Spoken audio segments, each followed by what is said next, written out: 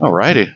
Welcome, Grant and Bridge and Tunnel Scooter Club. Yes, that's Vancouver. right. And Sandy, thank you for having me come down. That's okay, you're welcome. Over here, what we've got is a Vespa car. Wow. This is actually a Vespa 400. There was only 80 made in right-hand drive. Oh, wow. And at the moment, we're aware of 3 of them in Sydney, and we're in Australia. And I believe there's one in South Africa that's still operational. Wow. I've rebuilt this nut and bolt, and I bought it from a gentleman called John Zimmermill up in Toowoomba as an incomplete project. Right. And I'm in contact with his best friend who comes and visits from Queensland. Yeah. And we go for cruises in it just to remind him of his old mate. Over here we've got the Royal Alloys. Oh, wow. These are brand new. Yeah. They're based on the vintage. This is based on the vintage series 2 Lambretta, and this is the Royal Alloy with the sidecar. And they're in a 125cc water cooled. Behind it we have SS90 in the back of my ute. Right on. Series 2 Lambretta. Beautiful. We're just doing a tune on the engine Okay. and getting the carburetor set up. This and is they'll be one of good your to go. customers? One of my customers, correct. Scooters? Yes. Yeah. Nice. And he's restored that. Over here, we've got a scooter that was owned by a gentleman called Colin Malcolm. He's passed on. He bought that in 1959 brand new from the Whoa. Piaggio factory. He rode it back to the UK where he tried to find work. He then moved and rode it to Spain. From Spain, he went to Morocco. Morocco, he travelled through Africa. There's photographs of people building roads for him where the locals Wow. were dragging giant logs Right. behind them to build a road for him to pass. There's a photograph of him passing the narrowest point of the Nile River. Wow. He crossed that, made it to South Africa, shipped it to Australia. While he was riding around Australia, he had a massive accident. He actually hit a boulder. The scooter folded in 2, believe it or not. And as he woke up, he realised there was a for sale sign on a farm. So he bought the farm, became a farmer. Oh, wow. Wow. All he wanted to do was to get it running and going again, Yeah. so he could ride it one more time before he passed. Oh, wow. And when you met Colin Malcolm is probably the whitest man I've ever seen in my life, 6'3". So imagine him passing through Africa. Yeah. That would be Yeah. the first white person they've ever seen Yeah. on a Vespa. When he passed, he left it to me. Oh. And here it is as a commemoration of Colin Malcolm and the 17,000 miles it took to get to Australia and to start his Wow. new family. Wow. That's amazing. It's an amazing That story. is cool. Over here we have a TV 200. I found this in Newcastle, which is about 2 hours north of Sydney Drive. Mhm. It was in the back of a shed. Oh, beautiful. These are as rare as rare as hen's teeth. Yeah. During lockdown, I was lucky enough I had this as my project, and during lockdown I was able to restore it nut and bolt. The only thing that's not original on it is the ignition, which is 12 volt, and the carburetor. But she's ready to go to her new home, which is in Noosa, northern central coast Australia. Okay. Yeah.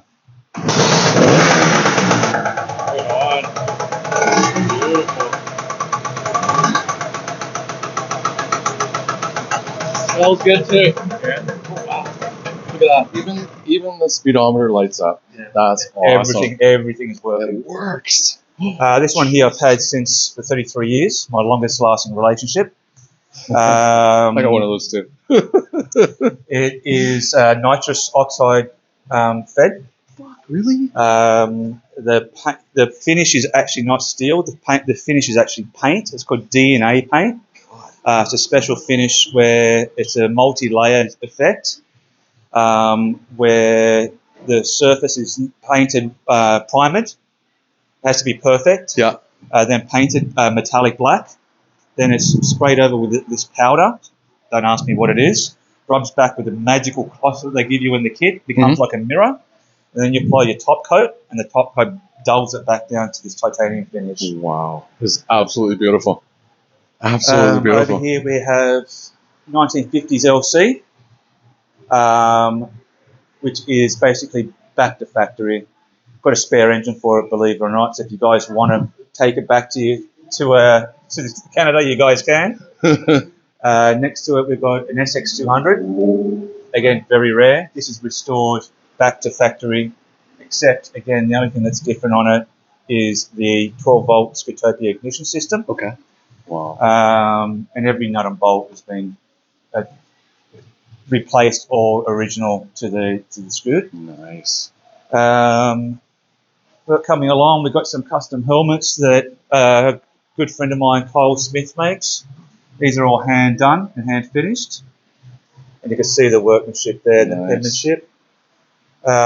He also painted the roof of my hot rod over there. Cool. Over here, we've got my son's lowrider. Nice. We found this in a tip, and we basically, together with his godfather Mark, who's over there working, Oh yeah. reassembled it and got it back together, and was actually entered in a hot rod show, custom show. Oh yeah. So that was his little pride and joy. He's only, believe it or not, 11 years old. And he was able to do that. He's just by watching and learning, he's able to pick it all up. That's cool. Towards the back here, we have a SS180. It's been painted and chromed up the Grimstead style. We have, my son actually built this with me. This is a off-road Vespa. It was originally all cut backs, but we replaced the leg shields, built a motor. We've got an ET4 front disc end on there, and we've got the Crimes handlebars, which you can see at the very, very top, which are from Italy. Oh yeah. Okay. And down below, we've got my, down below, got my Farabasso. This was in pieces. This was gone beyond repair. But it's got now it's got a front disc brake on there, Meccanica. Gold shock absorbers front and rear, and it's got a BFA 306 custom engine in there that produces around about 40 horsepower. Wow. In fact, if you come over this way, that frame started life as, believe it or not, one of these. Wow. And it was a project that I did with my son, to spend time together, and he was able to learn a lot of skills with metalwork and welding. Yeah. And he learns in a different way. My son is highly autistic, but with it saying that, his skills are beyond most of my apprentices that I have working here that are 20 years old. Awesome. My favourite part of the workshop is my drinks cabinet. Oh yes, of course. Yes. Hard day's work, or is it during work? And I bet you guys did. And over here is the workshop. Yeah. These are all the jobs I'm working for customers. Yeah. And the last project that's going on is over here. It's a little bit special. But we have land speed records in Australia at a place called Lake Gardenia, which is in South Australia. It's actually a salt flat. Right. So this is a Vespa 200 engine that's been converted with a KTM water-cooled top end. Crap. It's going to be transplanted into this original 1961 Vespa GL that's lower to the ground and lighter. Wow. And it's going to be running in the blown supercharged category. So this will be a 250cc running on natural pump gas, blown semi-streamlined. It's going to have a little bit of a customization to the front, and hopefully we'll be able to get to Powertown and break a few records. So this is going to break records. That would break records. No records have been made in this category yet. Wow. So no matter what I run, unless someone comes along with a blown Hayabusa, we should be able to get a few records there. We should, and we definitely, I think, guarantee we'll get 100 miles per hour out of it. Jesus. Wow. Because that's the last project. This is going to happen over Christmas. Wow. And on the soles, it's very hard to lay traction because there's another one, the surface area. It's not tarmac. Right. So it's very rough. You're running in turrets of other riders and other cars. Right. Yeah. So it's going to be a challenge. And Mark, my right-hand man, Mark Smile, we call him Quiet Mark. for a reason. Will be my right hand man at the Salts. We head there next year. So yeah, all a bit of fun in here. Yeah. Let's see some radiator there. Yeah. What's this lamb? Is this a Lambretta? That's the Lambretta. It's the Lambretta Vega. Yeah. So these were One of your customers, right? This is Mark's actually. Oh, okay. Right on. So he's building now. It's not a 75cc. He's going to a 135cc conversion, which will make it fly considering its power to weight. He's already done the conversion of the front forks, as you can see with dampers. Oh yeah. The damper conversion. It's in original paint, and once we get this engine running and going again, it's going to fly. Oh yeah. We've got a few other projects on the go. We've got a Primavera. That one there was just finished what we call the Scooter Meccanica, which is the black one there. Yep. Okay. That was ridden by one of my other workers, Curtis White, whose father is the head mechanic of Disco Des, in Birmingham. And he did this event basically is a 2-day event, 500 kilometres a day. Wow. On classic scooters, no GPS, so you have to use your maps. Oh yeah. You have to you have all your parts on you that you need on the side of the road to fix it. And you're going by a variety of different roads, through mountain passes, through desert, through you name it. In fact, they actually hit hail on the final day you hit hail?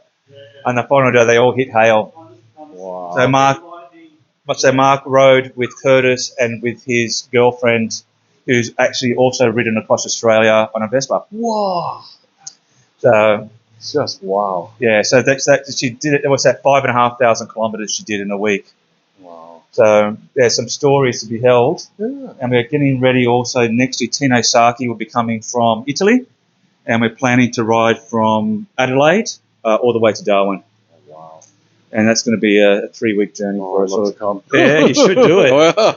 By all Amazing. means, more people the better. Yeah, because it's the company and the camaraderie that you develop with these events is it's unspeakable. It's a real community. Yeah. Even when I go to Queensland, we just came back from Wollongbar for the National Scooter Rally, and there's people I've been friends with for 30 years. Yeah. You That's know, good, and you're mates for life. Yeah, absolutely. Yeah. And even though you don't see each other for an entire year, you go, wow, you remember the old days. You have a few laughs and have a dance and put down some new memories. Yeah, that's awesome. Well, Grant, thanks for coming. Yeah, thank you for having me. I for, really appreciate it. Thanks for Bridge and Tunnel. Yeah, I love it. Yeah, so we're just a group, maybe about 20 people. Yeah. We got about 79 members. We just ride. We ride classic. We ride vintage. We ride twisties. You know. Anything goes. Yeah, we're sluts. We ride anything. So. As long as the spirit's there. Yep. That's the most important thing. Yeah. And, riding around little 10-inch wheels is a special thing to be riding. It is, yeah. Especially in countries like Australia and Vancouver, which were not traditional scooterless countries. That's right. Yeah. No. Where most people ride around Harley Davidsons and sports bikes. Yeah. I have a GTS 300. I call it Nat for not a toy. And I usually pull up next to the Harley Davidson. They're like, ugh, and they kind of laugh. And then I just rip it, and I'm gone. There you go. Yeah. It's incredibly fast. Yeah. So I work on all. I'm one of the very few scooter shops in the world that go from super vintage to high-end tuning to modern and things like that. Yeah. So it's very, very rare you'll find a shop like this anywhere. Yeah. Great talent in this shop, absolutely. I absolutely love working here. I love the people that come and visit, and it's always a story to tell. Yeah. Well, thank you for telling us your story of this shop, and it's just impressive, and I just want to stay forever, but Yeah, that's awesome. So thank you very much. Appreciate it. Yeah, thank you.